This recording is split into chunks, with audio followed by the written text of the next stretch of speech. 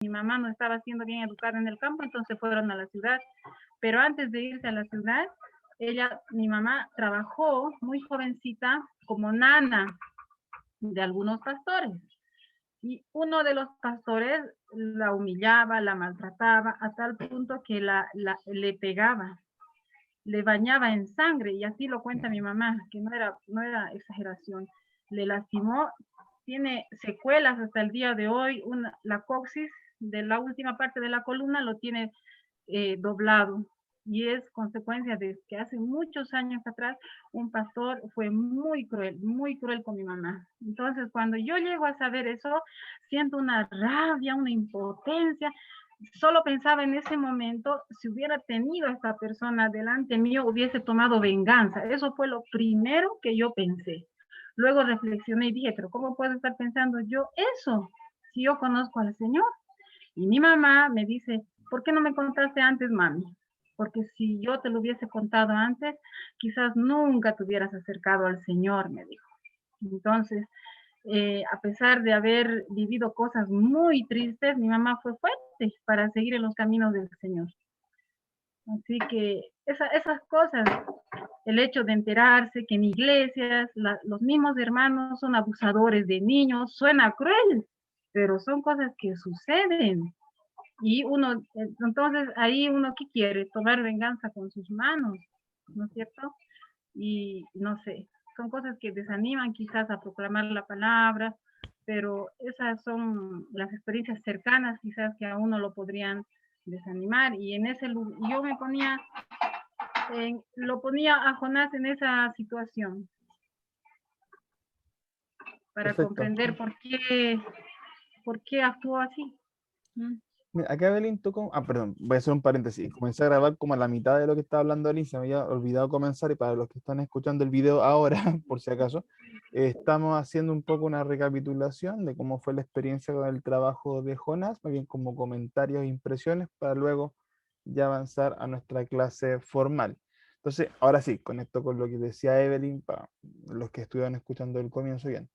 Eh, Hay un elemento bien interesante respecto a Jonás, y lo he leído en algunos autores, que probablemente Jonás es el profeta más humano, o que nos muestra mayor su humanidad, justamente porque nos muestra tal vez un carácter, o sea, ¿cómo puedo decir? El carácter menos formado de los otros profetas. O sea, un carácter todavía que le faltaba un montón para ser pulido, estaba muy humano, estaba muy poco santificado, muy poco entregado. Lo cual le quita legitimidad a su obra, la verdad no creo. Uno, porque obra del Señor, y dos, porque Jonás hizo una cosa que se nos da a entender en el texto, que era un hombre tremendamente hábil. O sea, la hazaña de predicar en Nínive, en los días que lo hizo, que Nínive es una ciudad grande, no es un pueblo, es una metrópoli de su época, no es menor. O sea, el tipo tuvo que haber usado como instrumento del Señor grandemente, a pesar de sus brutalidades de defectos. Pero más allá de hablar del aspecto de los defectos, Evelyn plantea algo interesante, que es ponerse en la posición. Porque claro, cuando uno estudia un poco las guerras que tuvo Israel y sus enemigos, te das cuenta que, como bien decía ella, eran enemigos crueles. Crueles en el trato, en las acciones, en los castigos. O sea, que Jonás haya sido mandado a predicarles a ese tipo de personas tiene que haber sido también un desafío más que interesante. Y aquí podemos un poco especular, no lo dice, o sea, se habla de una otra forma, pero eh, Jonás sabía que si él predicaba, Dios lo iba a salvar. Y eso es lo interesante. Jonás, y por eso digo que Jonás tiene que ser una persona de mucho conocimiento, que tiene que haber sido un hombre muy capaz. No sabemos nada del Jonás antes del evento del libro, pero tal vez tuvo muchos otros momentos donde tuvo que predicar, profetizar. O sea, él sabía que si Dios hablaba, se cumplía lo que iba a pasar. Es una seguridad clara. Entonces, es ese mismo punto donde él tiene este choque que plantea Evelyn. ¿Qué hago si le predico no a mi amigo, no a mi desconocido, sino al que es mi enemigo jurado, el que me ha hecho un daño brutal? Si sé que si lo hago, Dios va a actuar. Entonces, ese conflicto muy íntimo, muy humano de carne, es lo que nos presenta en este caso este varón, y del cual también podemos sacar algunas lecciones justamente para el tema misionero. Ya, ¿algún otro comentario respecto a la experiencia del trabajo o conectarlo directamente con el tema de misiones? ¿Cómo lo quieren abordar? Dejo un micrófono abierto. Uno o dos comentarios más. Profe, ¿Sí? soy Antonieta. Hola. Yo sentí como bueno, al principio igual me dio ¿se escucha bien ahí? Sí. Me dio como rabia que fuera tan desobediente. Y una experiencia como personal, si me permiten contar, yo creo que cuando uno está obedeciendo al Señor, es cuando realmente se experimenta felicidad independiente de las circunstancias. Yo me acuerdo que la primera vez que fui a Haití, mis conocidos, la gente que no era cristiana, como que tenía susto, que no sé qué, que con Haití, en fin. Y me acuerdo que la segunda vez que fuimos, tuvimos un contratiempo porque como ahí hay tormentas y todo, y tuvimos que quedarnos una noche en Panamá. La aerolínea siempre deja en hoteles 4 o 5 estrellas. Y ahí nos quedamos. Y cuando llegamos a Haití, me acuerdo, era como que yo sentía que llegaba a mi casa, que era como que me sentía contenta. Entonces, mi deseo siempre desde niña era ir a misionar a África, y yo solamente estaba en África en el aeropuerto cuando fui de misiones también al campo de refugiados de los sirios, pero nunca he ido a misionar a África. Entonces, aún cuando no me gustaron, bueno, esto espero que los compañeros lo tomen con madurez, no me gustaron los sirios, no me gustaron para nada los sirios. Yo le dije al Señor que si Él me tenía que mandar de nuevo ahí iba a estar. Entonces no me creo mejor que Jonás para nada, sino que lo que le quiero contar es que creo que uno, independiente de lo que uno quiera, porque uno tiene sus gustos, sus deseos, todo lo que quiera, pero independiente de eso, creo que yo le decía a mi mamá, y esto así como bien personal, que si yo alguna vez me muero estando fuera en una misión evangélica, es que ella esté tranquila, porque es cuando más feliz he estado. Y no ha sido necesariamente con las mejores condiciones. Ustedes saben cómo cuando uno va a misionar no va de lo más cómodo. Tampoco la pasé mal, ni les voy a mentir diciéndole que dormía en carpas. No fue así. No fue así porque con la junta que fuimos, con Conexión, que es la organización que fuimos, el pastor tiene claro como el cuidado de los misioneros, el cuidar la parte de los peligros, en fin. Se cuida harto de eso, pero evidente que no es unas vacaciones ni son hoteles como cuando uno va de vacaciones. De hecho, no son hoteles. Entonces, pero tampoco es tan incómodo. Pero creo que a mí me produjo como yo trataba de ponerme en los zapatos de Jonás, por lo que comentó Evelyn, que concuerdo, pero también me produjo mucha rabia, porque una persona de Dios independiente, porque a mí también me han hecho daño, pero sin embargo, uno tiene que, claro, Dios sabe hasta dónde uno perdona, y sabe también que uno tiene que alejarse de las personas que son nefastas, pero es una lucha el de perdonar. Entonces un profeta a la altura de Jonás, yo decía, él con mayor razón tiene que haber hecho este ejercicio de perdonar. O sea, y más encima le dio rabia que el Señor permitiera que se arrepintiera, y eso fue una luz tan grande de que era del Señor, porque si no, no hubiese prosperado todo lo que él dijo. Si él lo que él dijo fue súper poco: oye, arrepiéntense porque 40 días lo van a destruir, y se arrepintió desde el rey hasta el último de la ciudad. Entonces, creo que a nosotros nos tiene que dejar el convencimiento que cuando Dios nos envía, tenemos todo el respaldo y tenemos que ir. Y así también el convencimiento, que lo tengo clarísimo cuando hice el curso de seguridad en las misiones, que si no es de Dios, uno por mucho que quiera ir y que tenga ganas y que tenga todos los recursos, uno no debe ir. Eso quería compartir. Gracias. Luz. Sí, a mí me llama mucho la atención que el sentimiento de Jonás es muy diferente al autor del libro que estamos leyendo capítulo a capítulo. Ujú. Porque él definitivamente no sentía amor por las almas perdidas. O sea, sabía que si él no iba a Nínive y no predicaba, el Señor lo iba a destruir. Entonces no sentía esa, no era, era indolente.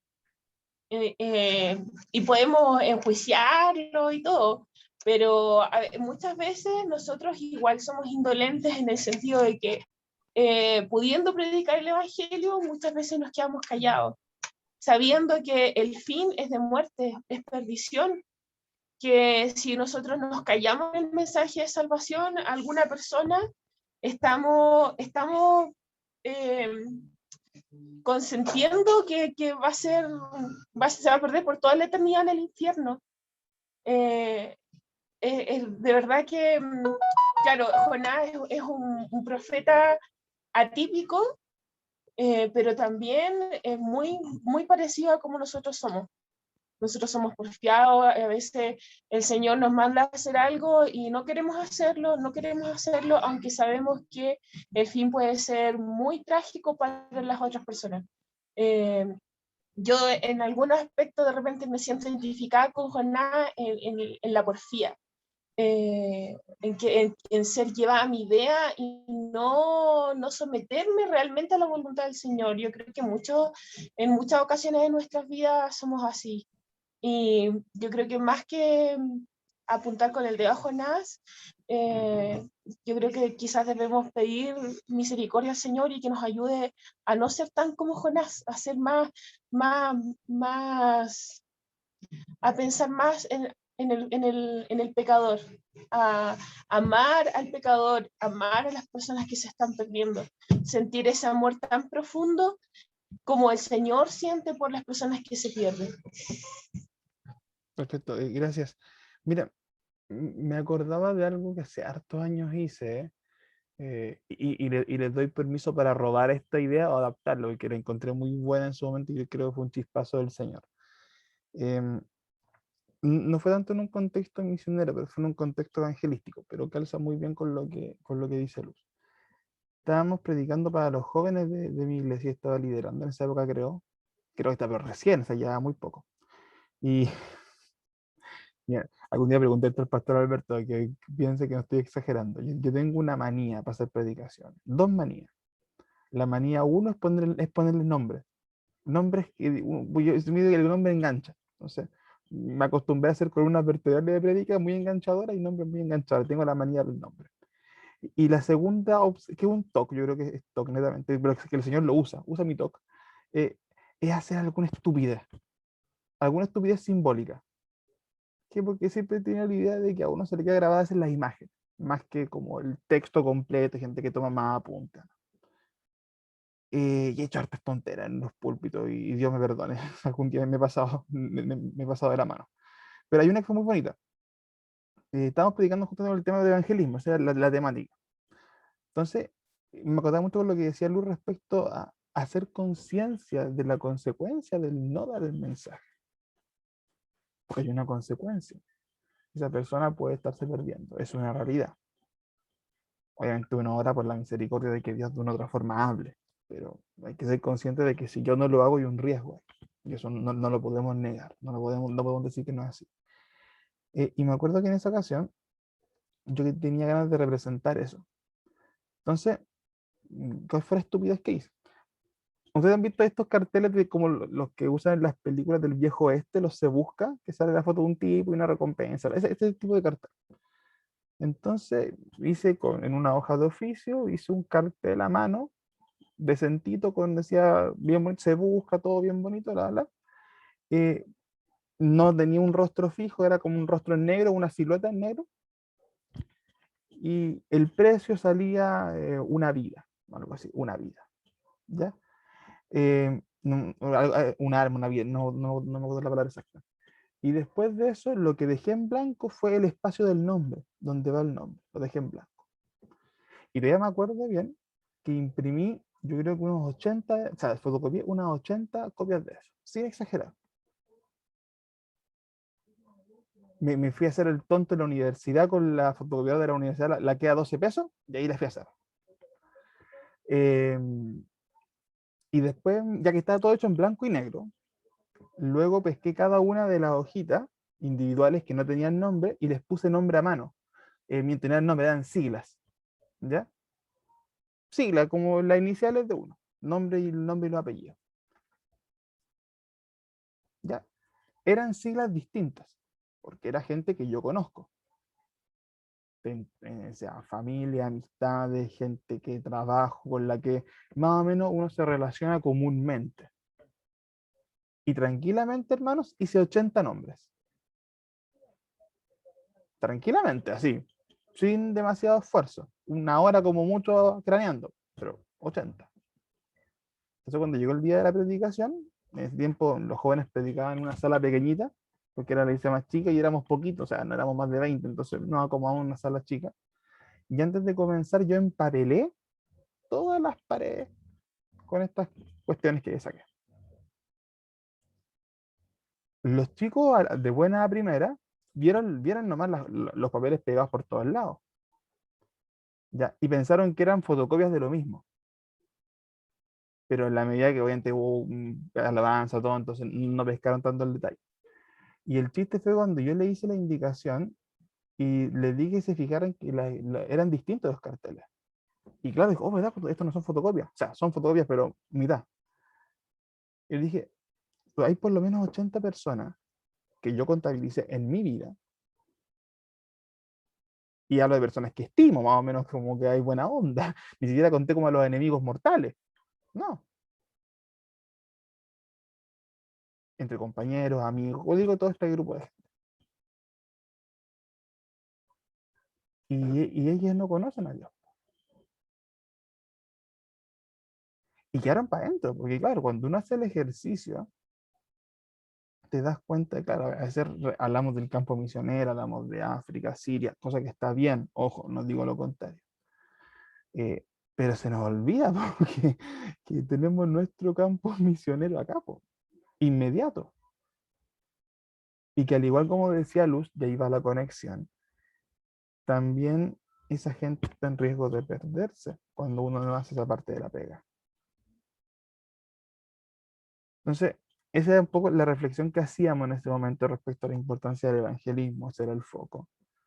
E incluso me acuerdo que mucha gente se quedó con papelitos míos para orar por esas personas, como un gesto. Entonces, cuando tenemos estos casos como el de Jonás, que por las circunstancias que muy bien explicaba Evelyn, que lo explicó súper claro, no quería dar el paso de llevar la palabra, tal vez no había este entendimiento, fue su propio ego. Algunos autores dicen de que fue un nacionalista extremo Jonás, por ende, por eso prefirió a su nación antes que otra. Hay diferentes argumentos que se dan. Pero el tema es que intentó negarse a la posibilidad de que esa gente fuese salva. Y de hecho lo hablábamos en la clase pasada respecto al rol de Israel. Israel sabía que tenía que llevar el mensaje a todas las naciones. No era algo desconocido. Pero sin embargo seguían habiendo estas barreras que él fue poniendo. Y que, bien como mencionado, se pudo haber llevado un desastre a esa ciudad. De hecho, toda esa generación de niños se salvó y pasaron, si no me falla la memoria, creo que son 105, más de 100 años antes de que otra vez se levantase Nínive en contra. Entonces, ¿se dan cuenta el efecto que 150 tuvo los... parece. ¿150? Gracias, súper. Entonces, ¿se dan cuenta el efecto de esa predicación? No solamente que Israel no tuvo un enemigo durante una generación completa, sino de que más una generación completa y más pudieron conocer al Señor. O sea, y eso no tiene precio. Entonces, ojo ahí con ese tipo de lecciones respecto a nuestro rol. Ahora, y con esta segunda pregunta cierro comentario cierro para que empecemos con la parte que nos corresponde ahora de la clase. Respecto a las aplicaciones para el día de hoy, respecto a la historia de Jonás, entendida en este contexto misionero, ¿cuál cree que puede ser la aplicación o la reflexión que hoy tendríamos que tener como iglesia? Primeramente como nosotros como cristianos y luego llevemos la iglesia. ¿Cuál es la aplicación que podríamos hacer? Profe, Sergio. En la aplicación yo creo que deberíamos salir de nuestro confort, ir donde Dios nos manda, buscar al necesitado y entregarle al que está sin conocimiento del Señor, entregarle este evangelio hermoso que se nos ha dado a nosotros, poder compartirlo, salir de las cuatro paredes, Amén. porque nos hemos encerrado mucho en cuatro paredes. Eso, profe. Perfecto, gracias Sergio. Ahí tenemos una apreciación. ¿Alguien más quiere comentar algo respecto a la aplicación que tendríamos que tener en nosotros como cristianos y como iglesia?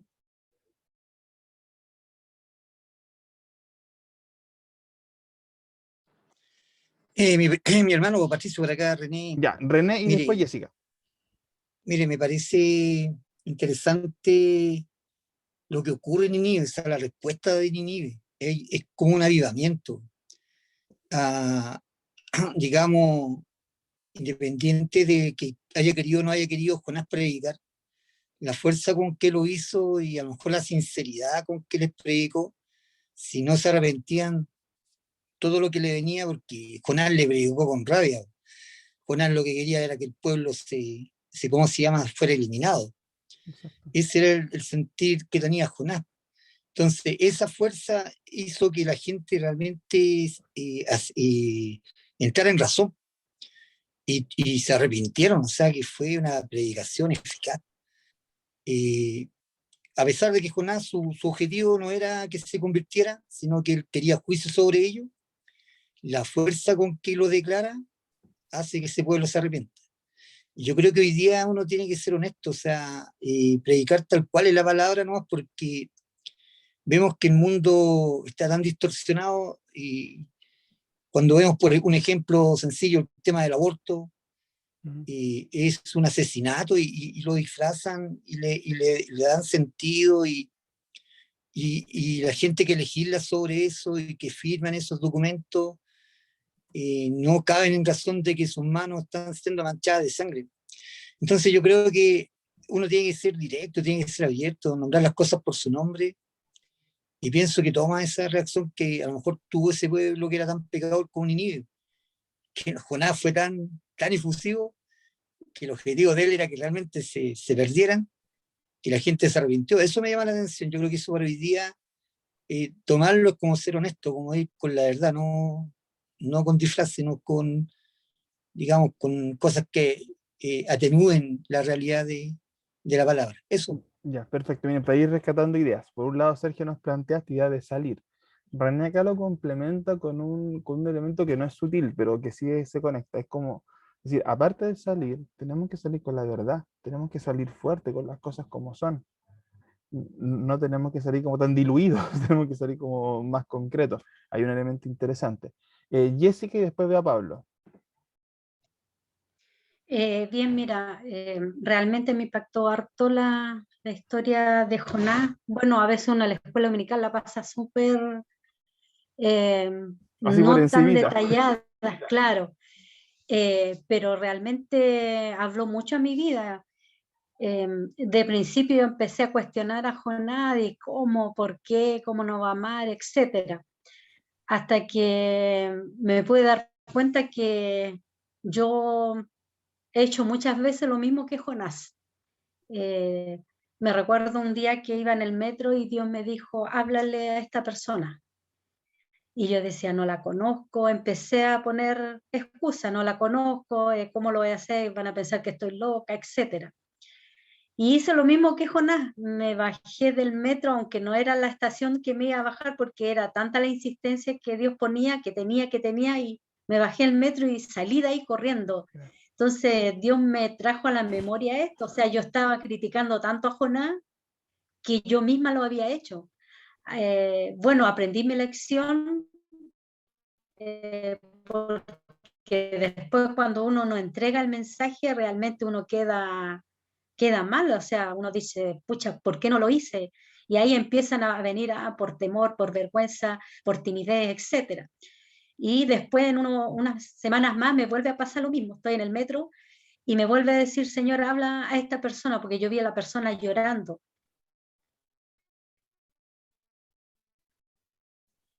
Y me acordé de una vez que yo lo había hecho y dije, o sea, ahora tengo que hacerlo.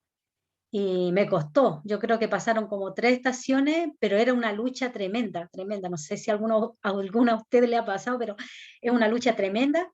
Y hasta que me acerqué y le dije a la persona, y, y ahí yo entiendo a Jonás, de su ida.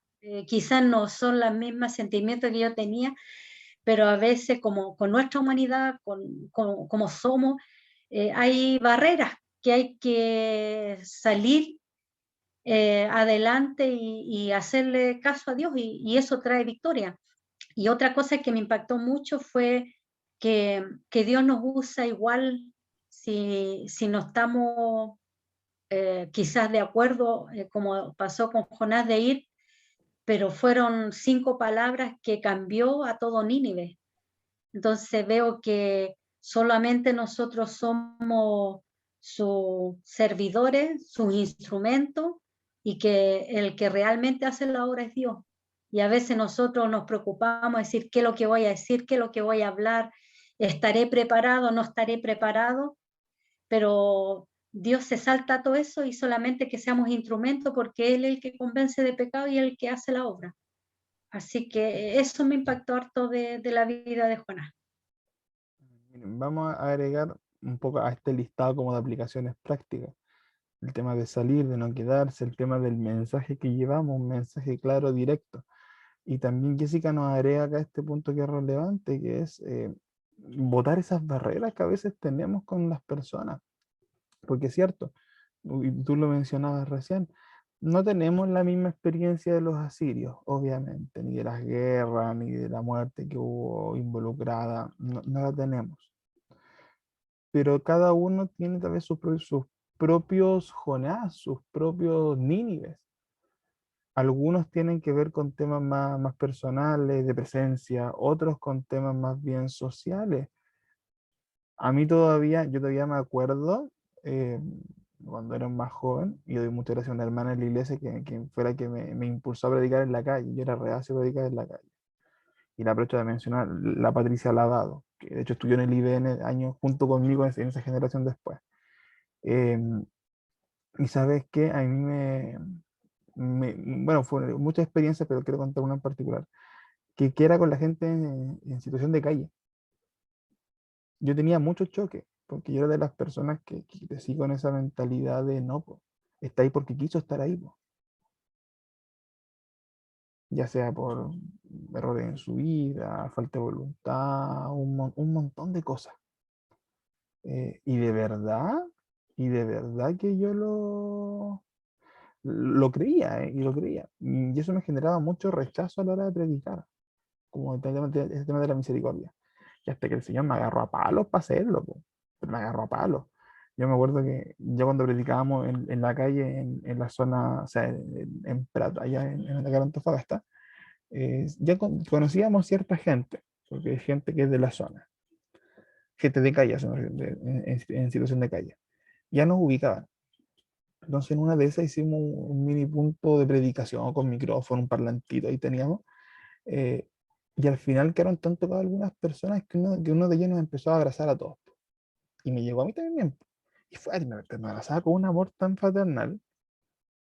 Y yo estaba en ese momento con un shock brutal, porque entre que me molestaba el olor, estaba como asustado, estaba como una mezcla de sensaciones, esta cosa cuando piensa de Jonás, po, que por qué, que sí. Y al final Dios termina rompiendo los esquemas de forma muy diversa y brutales en muchas ocasiones. Entonces me quedo con ese punto que dice Jessica. Tal vez nuestro Jonás, o sea, nuestro Nínive no es el mismo, pero todos tenemos Nínive. ¿Le predicaría a un activista LGTB? ¿Le predicaría a alguien, por ejemplo, un izquierdista extremo que tiene una visión política y teológica muy distinta a la nuestra?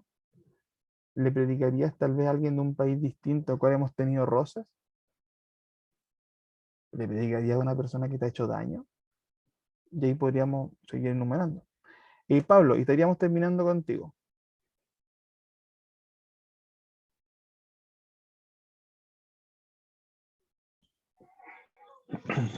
Patricio, ¿se escucha?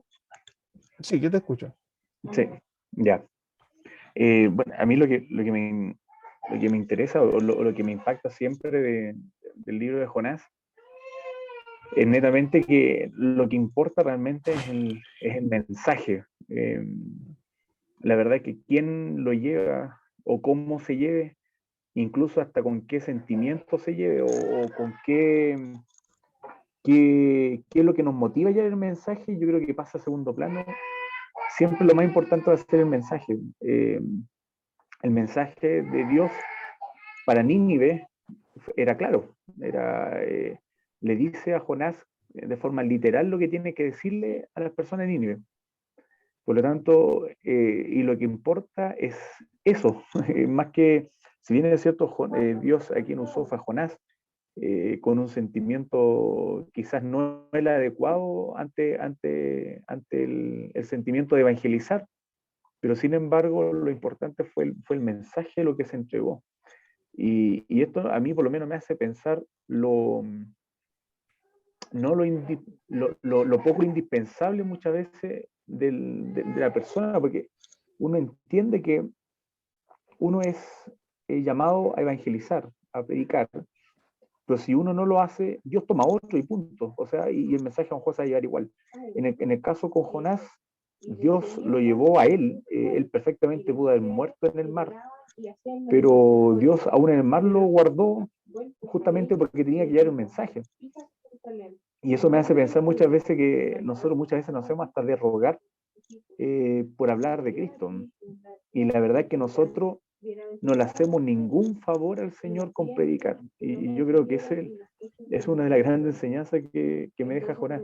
Yo no le hago ningún favor al Señor. El Señor no necesita de mi persona para llevar a cabo su voluntad. Si bien es cierto, todos somos llamados a predicar, pero si yo me rehúso, si yo eh, me animo a no obedecer al Señor, el Señor lisa y llanamente puede llevar el mensaje de otra forma y punto. En el caso de Jonás, Dios en cierta medida direccionó su caminar de Jonás y casi que obligado entregó el mensaje. ¿Por qué lo digo? Porque, igual, como decía la hermana que me antecedía, yo he tenido experiencia igual en ambos rumbos, o sea, desobedeciendo como también obedeciendo. Yo cuando tenía como 18, 19 años, me tocó venir en un bus de Concepción hasta la ciudad donde yo vivía con mis padres, en Curanilá, porque aproximadamente eran 2 horas de camino en bus. Y con quien me tocó sentarme era un joven con el que yo no éramos amigos, pero sí nos conocíamos. Y la verdad es que durante esas 2 horas de viaje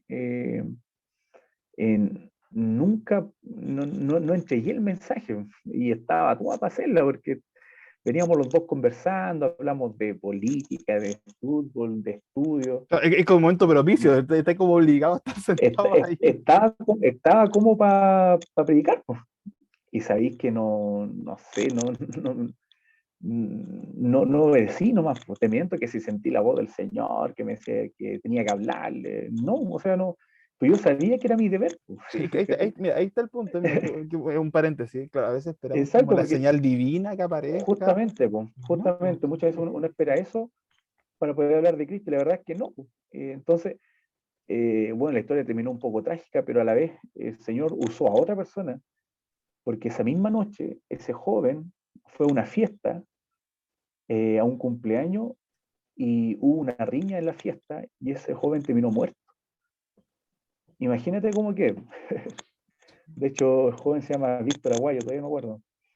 Y de hecho, cuando supe, eso fue un día viernes el viaje, cuando supe el día sábado que había fallecido en las condiciones que había fallecido, sabéis que yo no tenía consuelo, no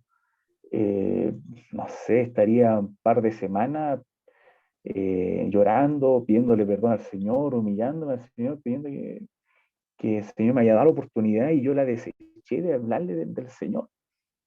Entonces fue una experiencia muy amarga. Y sabes que la vuelta de la vida, porque con el paso de los meses, la mamá de este niño era cristiana. era de otra iglesia, no, a la otra iglesia que yo asistía. Yo en ese tiempo estaba ayudante de la clase dominical de los niños medianos, que era como la edad entre 10 a 14 años, una cosa así, una clase intermedia. Y sabes que llegaron los hermanos de este niño a la clase, a la escuela dominical, y eran iguales. Por lo tanto, yo los domingos cuando los veía, era una amargura en mi corazón, pues yo me acordaba de esa experiencia. Entonces, ¿sabes qué? Nos tocó un día de visita y fuimos a ver estos niños, y yo sabía que su hermano mayor había fallecido, o sea, estaba meses después. Y sabes que fuimos al hogar de esa mamá, destruida obviamente todavía por la pérdida de su hijo. Y sabes que lo primero que hice fue pedirle perdón a la mamá. Lo primero que hice, ¿sabes? Le dije, hermana, y le comenté, con Víctor el día anterior, la noche anterior, viajamos en bus desde Concepción a Corila, Huedora al lado de él, dije yo, y sabe que no le hablé del Señor, y me cayeron mis lágrimas, y le pedí perdón a ella, ya le había pedido perdón al Señor. ¿Y sabes cuál fue el consuelo? Y por eso digo que no somos imprescindibles. Me dijo, pero hijo, dijo, no, sintió que yo me sentía con culpa. No te preocupes, me dijo, porque mira, esa misma noche, dijo, cuando este niño fue baleado, yo estuve con él en el hospital en su agonía, dijo. Y él, antes de morir, aceptó al Señor, dijo. Y sabe que al escuchar esa palabra fue un descanso, sabe que fue un relajo, fue una paz, y dije, gracias Señor, o sea, no me sentí tan culpable. Cuento corto, yo hice un compromiso con el Señor en ese mismo tiempo, en ese lapso de tiempo, que le iba a predicar a las personas que tuviera adelante, yo le iba a predicar, así sin tapujos, a quien tuviera. De hecho, en las mochilas después siempre anduve contratado, con quien me sentaba en la micro, en el bus, le predicaba del Señor, entraba de alguna forma y le predicaba. Y después de eso, de ahí que, claro, las experiencias que uno va ganando con el tiempo son muy lindas, pues. De la nada, el Señor, uno entrega el mensaje y uno entiende que el mensaje es importante, por eso yo voy a eso, más que a la persona. Uno puede fallar como persona, como evangelista, puede fallar en la gran comisión, pero sabéis que si uno falla, uno es que se pierde la bendición, porque el Señor puede tomar a otro y listo, y la persona, y el objetivo se ha cumplido igual. Yo estoy seguro que el amor de Dios era tan grande para con Nínive que si Jonás se hubiese literalmente negado, Dios hubiese levantado a otro y hubiese pasado lo mismo. Sí, perfecto. Por lo tanto, eso más o menos un poco la relación que yo hago con el libro de Jonás, que la verdad es que un libro bien hermoso. Yo creo que lo más importante es el amor de Dios, el mensaje de Dios para con un pueblo gentil, un pueblo que está totalmente extraviado y que fueron capaces de humillarse a lo sumo. Y el Señor acepta esa humillación, aceptó esa rendición y lo transformó en salvación para un pueblo. Eso. Así es. Ya, y con esto cerramos estas extensas secciones de reflexión, pero saben que bueno, no todas las clases son iguales, mientras voy a ir abriendo lo que se viene. No todas las clases son iguales, obviamente hay ciertos temas que son más teóricos, son más, digamos, más de materia dura, pero hay asignaturas como esta donde también tenemos que retroalimentarnos constantemente, y también con los trabajos, porque a veces uno piensa, y es la visión que yo tengo por lo menos respecto a este tipo de cosas, que uno a veces piensan que los trabajos evaluados como el que ustedes hicieron son trámites. Y no, pues, los trabajos no tienen que ser trámites, especialmente cuando son para el Señor. Entonces, generalmente cuando se puede, se da la oportunidad, todo esto que hacemos, para mí es importante, a medida que se invierte tiempo más o menos, pero para mí es importante que se haga una esto para mí es una retroalimentación, no solamente de lo que ustedes trabajaron, obviamente, sino también de cómo ustedes están llevando las temáticas, la asignatura específicamente. Ya, comenzamos entonces con el PPT número 5. Este creo que no se los he enviado porque justo quedamos, me parece, no, mito, se los envié, me parece, sí, porque justo quedamos con la empezadita del tema. Si no me dicen para enviarlo esta noche. La semana pasada habíamos llegado hasta acá, justo al comienzo de esta clase, que es la presentación número 5, que tiene que ver con la historia de las misiones cristianas, que ya nos metemos en la parte histórica, como tal, unidad 2. Con el trabajo de Jonás dimos el cierre a esta unidad 1, que tiene que ver más bien con bases bíblicas de las misiones. Obviamente hay cosas que iremos seguramente tocando, mencionando, retomando, pero ya nos desconectamos un poquito de ese tema y vamos a ir a la parte más bien histórica. ¿Ok? Esta segunda unidad, como les decía la semana pasada, la abordaremos en dos grandes partes. La primera, que la vamos a ver hoy día porque es mucho más cortita, que es el punto A que usted ve acá, tiene que ver con el ministerio de Cristo, porque ahí históricamente encontramos bases fundamentales para entender las misiones y hay que darle una mención por lo menos. Luego de eso nos meteremos con las 10 eras. Ahora, voy a ponerme el parche antes de herida, porque aquí me voy a autosabotear. En uno de sus textos de manual de misiones plantea esta división que la encontré muy interesante y por eso la quise tomar, la quise como adoptar. Las 10 eras parte desde la época de los patriarcas, ¿ya?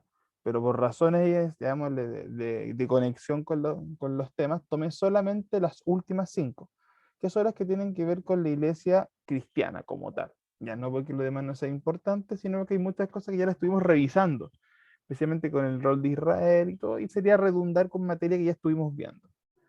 Ya hay detalles puntuales, pero en general la base es la misma. Entonces decidí centrarme en la parte donde tenemos referencias históricas más claras y también lo que nos va a ayudar a conectar con la historia que conocemos y los que hicimos en los ramos de historia de la iglesia, también con lo que vimos en historia de la iglesia. No se nos va a cruzar todo, pero van a haber elementos obviamente que vamos a repetir. No es tan extenso como ese, porque será un curso completo. Acá obviamente nos enfocaremos más bien al aspecto misionero, ahí nos centraremos en la parte histórica, no evaluaremos todo lo que pasó en el periodo histórico, sino que nos concentraremos en cómo fue el rol misionero de la iglesia en cada uno de estos momentos. Ahí está nuestro foco de acción. Estas eras, aunque después lo repetiré, pero para que más o menos se ubiquen, el texto las divide aproximadamente en 400 años cada uno, lo cual nos da una forma muy sencilla de cómo clasificarla. Desde el año 0, digámoslo así, hasta el año 400 después de Cristo, lo que se denomina la expansión romana, del 400 al 800 la bárbara, del 800 al 1200 la vikinga, del 1200 al 1600 la sarracena, y del 1600 en adelante hasta el día de hoy, lo que se denomina a todos los confines de la Tierra. ¿Okay? Lo veremos con calma cuando lleguemos a ese punto, pero para que más o menos entiendan cómo hacemos esta clasificación de tiempo. Obviamente hay otra forma de clasificarlo, me gustó eso que es fácil de entender y de organizar, pues usted puede encontrar otra. Incluso si a usted le gusta más la clasificación que utilizábamos en Historia de la Iglesia, es cosa que como de las fechas y va a ser mucho más sencillo entender. Igualmente cuando veamos cada punto iremos trabajando con algunas referencias para que los que tomaron el curso anterior también se puedan ubicar más fácil. Ok, partimos con el punto A, de lleno. El ministerio de Cristo.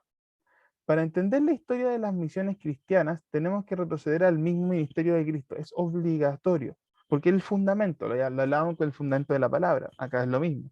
La iglesia cristiana tiene su fundamento en cómo fue el Cristo. Ahí está, de ahí parte. No podemos tomar otro punto muy distinto de ese.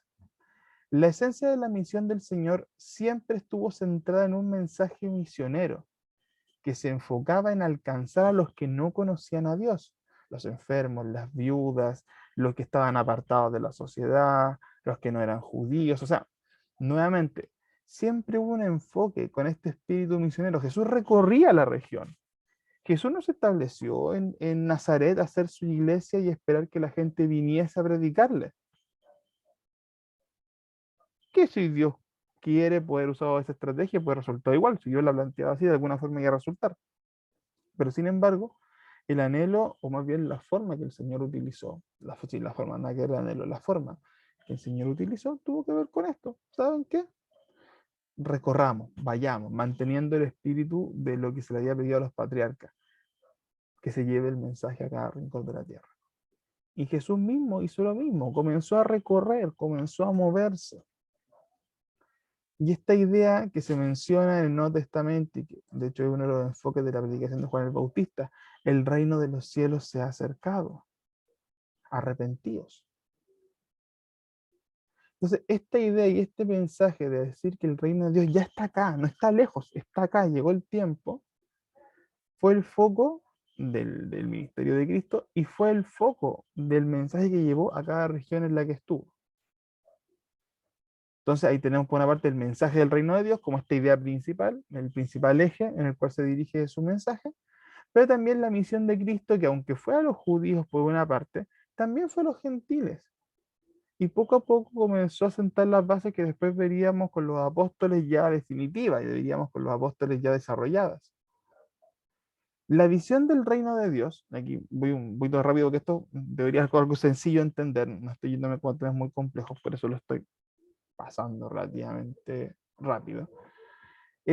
Respecto al reino de Dios, vamos a hacer algunas ideas generales. La visión de un reino universal fue parte integral del plan de Cristo desde el principio de su ministerio. El hecho de que una de las tentaciones del desierto involucrase a todos los reinos del mundo y la gloria de ellos, para algunos es una evidencia concluyente. O sea, de un comienzo estaba la idea del reino, pero no un reino como el que los conocemos, ¿ya? No era un reino limitado a la nación judía, que tal vez podían haber pensado. Era un reino que era para el mundo, era un reino que iba más allá. Este reino que involucraba a los creyentes judíos como a los gentiles. Ese es el reino. Y ya este principio es interesante, porque al plantear en la base de tu mensaje que el reino no es solamente para la nación escogida, hace el efecto hasta casi mental de que abre tu perspectiva. Porque imagínense la lógica, y quiero que entendamos la lógica de esto a nivel cognitivo. Si mi mensaje está relacionado con la nación escogida solamente, con Israel, ¿para qué salgo? No tengo necesidad. La mayoría está en la misma zona. Y el esfuerzo sería en convertir a gente al judaísmo, y por ende que ellos se acerquen. Es un mensaje que se limita. Pero cuando el enfoque cambia a que este reino no está limitado solamente para ellos, mi campo de trabajo se altera totalmente. Y la estrategia o las maneras que yo antes podría haber ocupado no van a servir. Porque el mundo es distinto, porque la cultura es distinta, hablando de cultura los días sábados, pero la cultura es distinta y las necesidades son distintas. Entonces, repito, vuelvo al tema de la tentación que está en Mateo 4:8. Cuando Cristo es tentado para ser gobernante, para estar sobre, para tener todos estos reinos de la tierra, no era porque sí, no era porque fuese más de lo que le podían ofrecer, sino porque de antemano el mensaje iba relacionado con eso, iba relacionado con los reinos del mundo, o sea, con algo más allá de los reinos que conocemos. Si nos vamos a la práctica, Jesús tuvo interacción con personas que no eran judías, no eran del círculo. La mujer cananea, el centurión romano, la aldea de los samaritanos, los griegos en Jerusalén. O sea, vemos a un Cristo que no está limitado. Vemos a un Cristo que no está incómodo. Hablando con el centurión romano, que uno podría decir, oye, pero Jesús son los invasores, son los que están ocupando. Son los que nos están, llamémosle, quitando nuestro privilegio, nuestras tierras. Pero no, para Jesús era una persona más, que merecía la misericordia, el arrepentimiento y la salvación. Y cuando uno analiza el principio de cómo Cristo llevaba a cabo su misión, son las bases para nuestro principio. Una palabra obviamente bíblica, una palabra tajante, una palabra de santidad, una palabra de misericordia, de arrepentimiento, pero que no está limitada a unas cuantas personas, sino al mundo que nos rodea. Y esto nos lleva al aspecto de la misión. Y aquí hay que analizar un poquito más o menos cómo fue el proceso. Vino a Nazaret Cristo, donde se había criado, y en el día de reposo, uy, perdón, que esto lo saqué de un libro y no sé por qué lo escribí así. Esto lo saqué, esta parte sí la saqué de uno de los textos que les mandé, paréntesis, para que después lo revisen. Uy, ¿qué pasó con esto? Un momento, porque no puedo agrandar. Ahí está. Cristo vino a Nazaret, donde se había criado, y en el día de reposo entró a la sinagoga, conforme a la costumbre, ¿ya? Y se levantó a leer. Y ese día se le dio el libro del profeta Isaías, y habiendo abierto el libro, halló el lugar donde estaba escrito lo siguiente. Y aquí me gustaría que tuviésemos la Biblia a mano en Lucas 4, porque hay cosas que vamos a revisar. Y es muy interesante este pasaje respecto a cómo Cristo plantea su misión en la tierra.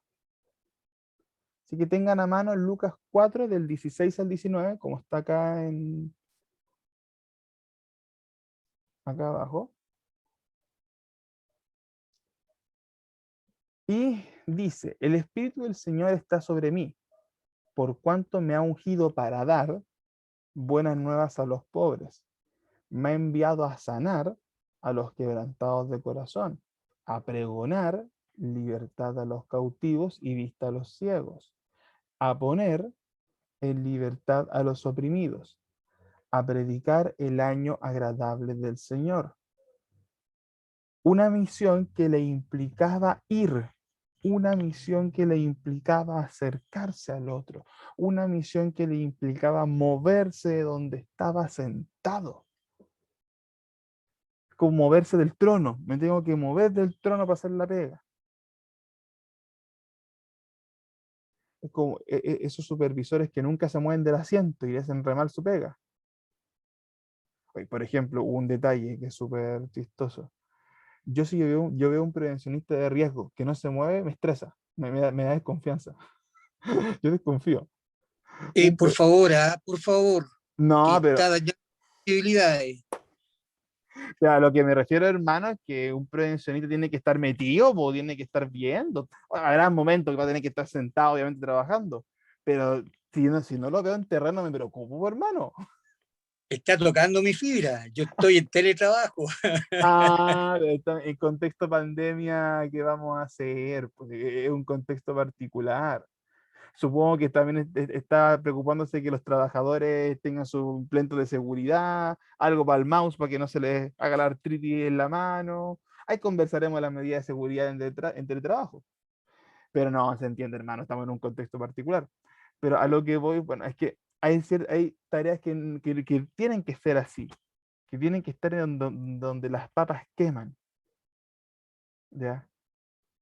En un colegio, un inspector que nunca sale de la oficina, a menos que tenga obviamente alguna función administrativa. No, vos tenés que estar en el patio, vos, compadre, cuando para ver a los niños. Y así sucesivamente. Entonces, Cristo plantea dentro de su ministerio la necesidad de ir hacia las personas no judías necesariamente, o solamente, sino con las personas que estaban siendo despreciadas por el mundo, pobres, los que están quebrantados de corazón, los que están presos, los ciegos, leprosos, enfermos, oprimidos, y todo lo que se les ocurra. O sea, dio un mensaje super power respecto a lo que implicaba esta idea de predicar el año agradable del Señor. Y aquí, perdón, esta vez sí la vamos a leer porque no la quise poner porque ya es muy larga. Tenemos todo este contexto. Ahora, creo que si alguien me puede ayudar a leer, son cinco versículos. El mismo capítulo 4, pero vamos a saltarnos del 25 al 30. Espérense, voy a que también lo voy a buscar para que lo revisemos. Mientras tanto, busquen Lucas 4, 25 al 30. Que no lo había puesto en el PowerPoint, así que denme un segundo. Ya no lo había puesto en el PowerPoint. Esto es Lucas 4. Perdónenme aquí, como se dice, me traspapelé. Pero si lo tienen en la mano, vamos a revisar todos juntos.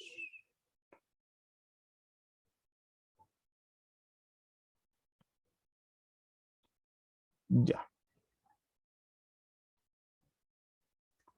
Ok. Para tenerlo a mano. Vamos chequeando. Más en verdad os digo, y pues si sigue el discurso que leíamos antes. Más en verdad os digo que muchas viudas había en Israel en los días de Elías, cuando el cielo fue cerrado por 3 años y 6 meses, que hubo una grande hambre en toda la tierra. Pero a ninguna de ellas fue enviado Elías, sino a Sarepta de Sidón, una mujer viuda, la que no era judía. Y muchos leprosos había en Israel en el tiempo del profeta Eliseo, mas ninguno de ellos fue limpio, sino Naamán, el sirio. Entonces todos en la sinagoga fueron llenos de ira, oyendo estas cosas, y levantándose le echaron fuera de la ciudad, y le llevaron hasta la cumbre del monte sobre el cual la ciudad de ellos estaba edificada, para despeñarle, o sea, para botarlo, para matarlo. Esto lo querían matar, lo querían tirar bajo el monte, o sea, el despeñadero. Mas él, pasando por medio de ellos, se fue. Quiero que analicemos un poquito de forma más completa el panorama, porque tenemos acá dos elementos que son interesantes. Por una parte, tenemos todo este mensaje del año agradable, de lo que tenía que hacer la misión de Cristo, ¿ya? Que suena linda, que suena bonita. Pero en esta segunda parte, Cristo cuestiona a los judíos de una forma, o cuestiona para quién es el mensaje, o mejor, o como yo lo diría, los baja un poquito de la nube. Y por eso le hago la consulta, y aquí dejo dos elementos para reflexionar un poquito y lo podamos comentar. La reacción de los judíos al escuchar el mensaje fue de ira. Fue de ira, estamos claros, una ira pero asesina, literalmente. No se molestaron, no fue un enojo. Se lo iban a echar. Y fue el Espíritu Santo, me imagino, que le permitió pasar ahí por medio de ellos sin que interviniesen. Pero se lo iban a echar. O sea, el plan era llevarlo al despeñadero y echarse de Cristo. Tan era el nivel de furia, de rabia. Y ante lo cual, ¿qué podría haber llevado ese enojo, esa furia? Y por eso dejo esta segunda pregunta planteada para que la podamos comentar, 1 o 2 comentarios máximo. ¿Será porque Cristo estaba cuestionando la posición de pueblo escogido? ¿Porque les estaba quitando categoría? ¿Porque le estaban diciendo que no eran tan importantes como ellos pensaban tal vez que eran? ¿Quién se quiere aventurar con una opinión?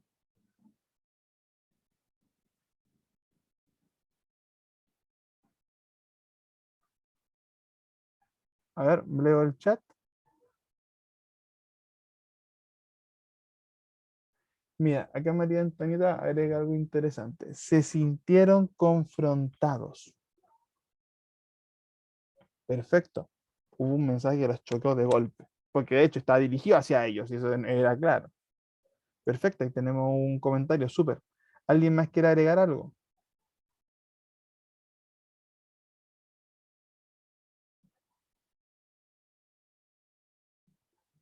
No. Dejamos ahí entonces, avanzamos. Pero para cerrar un poco este punto de la misión, tenemos claro que el mensaje de Cristo había un enfoque no solo hacia el judío, hacia los gentiles, una acción de llevar la palabra de ellos, un reconocimiento de que Dios también tocó a gentiles, tocó a enemigos, tocó a sirios, tocó a personas que tal vez otros no, ellos como judíos no hubiesen considerado. Y bien como dice María Antonieta, hubo una confrontación respecto con ellos. que llevó al resultado que leíamos al final. Jesús tuvo una convicción profunda de que esta misión especial, ¿ya? Era para la nación judía. Obviamente la nación judía tiene un rol especial, importante, y no hay que bajarlo del carro. Tiene un rol, ¿ok? Son el pueblo escogido por Dios y eso no se puede cambiar. Aunque al mismo tiempo preparó el camino para la predicación a los gentiles, sentó las bases que después los apóstoles llevarían a cabo. Esto igual lo sacado de un texto y me llamó la atención. Lucas nos relata acerca de otra misión de predicación en el cual un grupo de 70 es enviado de 2 en 2, ¿ya? Y acá es interesante porque algunos interpretan este pasaje como un poco la señal, o como una representación, mejor dicho, ¿de qué? Así como los 12 discípulos simbólicamente representaban a las 12 tribus de Israel, cosa que está más que, no sé si claro, pero entendido en función de los números que se usan en la Biblia. Para algunos, los 70 simbolizaban estas naciones gentiles. O sea, en algunas interpretaciones hablan de que teníamos a estos 12 como una representación simbólica, numérica, pero que al mismo tiempo se delega responsabilidad también en los gentiles, y estos son los que van de una u otra forma también a predicar. Me llama la atención, lo encontré interesante cómo este simbolismo también puede representar que desde siempre ha estado el rol de los gentiles como uno más. Los 12 fueron enviados para advertir a las tribus de Israel de su juicio inminente, mientras que los 70 fueron enviados para un trabajo de entrenamiento, de preparación para una misión en todo el mundo. Nuevamente, sin desconectar el rol de los judíos y el rol de los gentiles. Y aquí vuelve a este elemento que es clave para entender cómo se desarrolla el aspecto histórico, y lo quiero conectar ahí. El aspecto histórico va de la mano con este concepto, con la misión de Cristo. Porque si no va con esto de la mano, la misión no tiene sentido. Si no lo hacemos entendiendo que el mensaje de Cristo desde sus orígenes está enfocado en que se le debe predicar a todo el mundo, no tiene sentido las misiones. Sin el Evangelio no tienen sentido las misiones. Como lo decíamos clase atrás.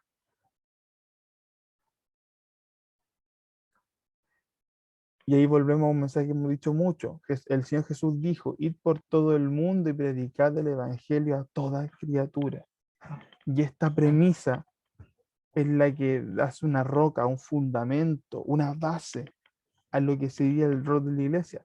Los primeros siglos la iglesia no paró de predicar. Es que no paró.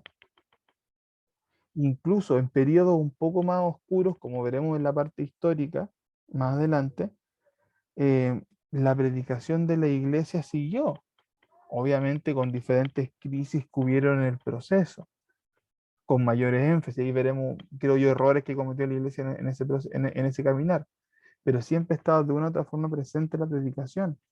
De gente perfecta, o sea, no perfecta, de gente bien intencionada, como de gente que no era tan perfecta, pero que aún así fueron un aporte en llevar la palabra a rincones donde antes no se llevaba. Lo veremos en la clase siguiente, cuando hablemos de los bárbaros, si que alcanzamos, creo que llegaremos a ese punto, cuando hablemos de los bárbaros, de cómo el pueblo bárbaro fue predicado por personas que tal vez no tenían una teología perfecta. Muchos arrianos estaban metidos en la predicación con los bárbaros. Pero la predicación de los bárbaros fue fundamental, porque permitió expandir la palabra, y que a la hora de la conquista bárbara a Roma, los conquistadores por lo menos tuviesen una base cristiana. Muchos cuando uno analiza un poquito, muchos de los ataques de las ciudades principales no fueron tan terribles como podrían haber sido en la caída de Roma, por el respeto a las iglesias, por el respeto a los cristianos. ¿Por qué? Porque ya hubo gente que llegó hasta las tribus nómades bárbaras a predicar. Entonces ahí tenemos efectos que nuevamente, aunque no son perfectos en el sentido de teología, doctrina, sí son un aporte. A nivel católico, cuando avancemos un poco más en la historia, es innegable no hablar de Ignacio de Loyola, católico, fundador de los jesuitas.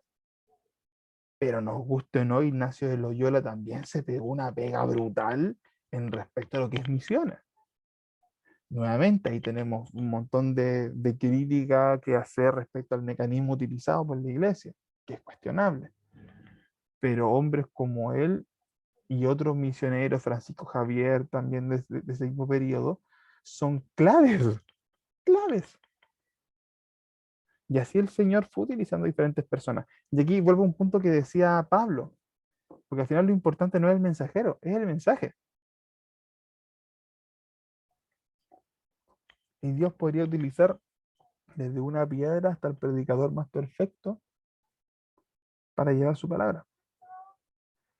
Luego de sus enseñanzas, y con esto vamos a ir al break, luego de sus enseñanzas, los discípulos pasaron de judíos sectarios a apóstoles transculturales. ¿Y por qué era importante mencionar todo esto? Porque fíjense que la mentalidad de los apóstoles era una mentalidad judía. Y en los años que estuvieron con Cristo, obviamente con mayor dificultad en algunos y con más cabezas duras otros, pero los terminó formando. Para que cuando llegado el momento, estos pudiesen levantarse, bien como sale acá, como estos apóstoles transculturales, porque al final fue eso. Le predicaban a romanos, a griegos, a helenistas, a bárbaros, le predicaron a, a pueblos de África del Norte, en la parte sur de Europa, la península itálica, Asia. Se dan cuenta que transformaron a judíos que son en general en ese tiempo y en grupo ahora, especialmente los más tradicionales, siguen siendo muy cerrados, pero les hizo un cambio de switch radical, entendiendo que su rol ya no era cerrado ni sectario, sino que era un rol hacia el mundo. Y es en ese contexto que avanza la historia de las misiones. Es con esta premisa que avanza la historia de las misiones. ¿Ya?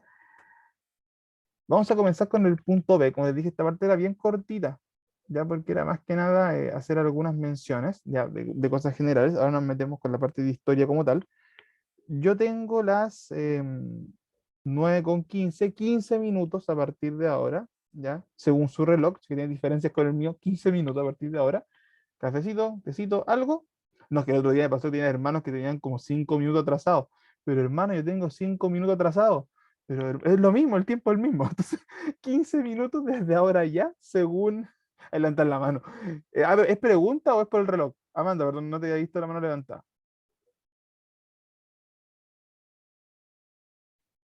No, Patricia, no ¿No? tenía.